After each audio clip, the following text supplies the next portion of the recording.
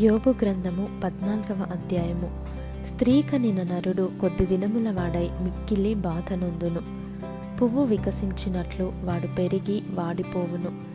నీడ కనబడకపోవునట్లు వాడు నిలువక పారిపోవును. అట్టివాని మీద నీవు కనుదృష్టి ఉంచి ఉన్నావు. తీర్పు నొందుటకై నన్ను నీ ఎదుటికి రప్పించి ఉన్నావు. పాపసహితునిలో నుండి పాపరహితుడు పుట్టగలిగిన ఎంత మేలు! అలాగున ఎవడును పుట్టనేరడు. నరుల ఆయుష్కాలము పరిమితి కలది. వారి నెలల సంఖ్య నీకు తెలిసేయున్నది. మించజాలని వయ పరిమాణము నీవు వారికి నియమించియున్నావు. కూలి వారి వలె తమకు నియమింపబడిన పనిని వారు ముగించు వరకు వారు విశ్రమమునందునట్లు వారి వైపు చూడకయుండుము. వృక్షము నరకబడిన ఎడల అది తిరిగి చిగుర్చుననియు దానికి లేత కొమ్మలు వేయుననియు నమ్మకము కలదు. దాని వేరు భూమిలో పాతదైపోయినను దాని అడుగు మొద్దు మంటిలో చీకిపోయినను నీటి వాసన మాత్రము చేత అది చిగుర్చును. లేత మొక్క వలె అది కొమ్మలు వేయును. అయితే నరులు మరణమై కదలలేక పడియుందురు. నరులు ప్రాణము విడిచిన తర్వాత వారేమైపోవుదురు? తటాక జలములు ఎట్లు ఇంకిపోవునో, నది నీరు ఎట్లు ఎండి హరించిపోవునో, అలాగుననే నరులు పండుకొని తిరిగి లేవరు. ఆకాశము గతించిపోవు వరకు వారు మేలుకొనరు. ఎవరును వారిని నిద్ర లేపజాలరు.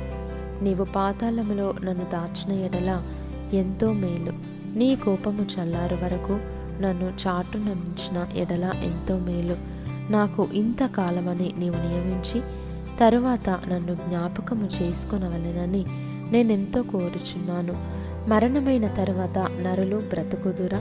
అలాగుండిన ఎడల నాకు విడుదల కలుగు వరకు నా యుద్ధ దినములన్నీ నేను కనిపెట్టి ఉందును. అలాగుండిన ఎడల నీవు పిలిచెదవు, నేను నీకు ప్రత్యుత్తరమిచ్చెదను. నీ హస్తకృత్యము ఎడల నీకు ఇష్టము కలుగును. అయితే ఇప్పుడు నీవు నా అడుగు జాడలను లెక్క పెట్టుచున్నావు. నా పాపమును సహింపలేక ఉన్నావు. నా అతిక్రమము సంచిలో ముద్రింపబడి ఉన్నది. నేను చేసిన దోషమును భద్రముగా ఉంచి ఉన్నావు. పర్వతమైనను పడిపోయి నాశనమగును. కొండయైనను దాని స్థానము తప్పును.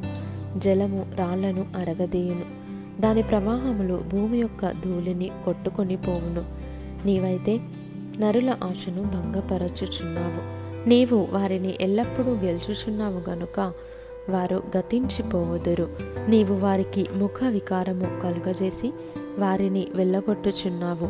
వారి కుమారులు ఒకవేళ ఘనత వహించినను అది వారికి తెలియకపోవును. వారు ఒకవేళ అణిగిపోయినను అట్టిగతి వారికి పట్టెనని వారు గ్రహింపక యుందురు.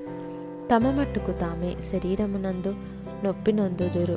తమ మట్టుకు తామే ప్రాణమునందు దుఃఖపడుదురు.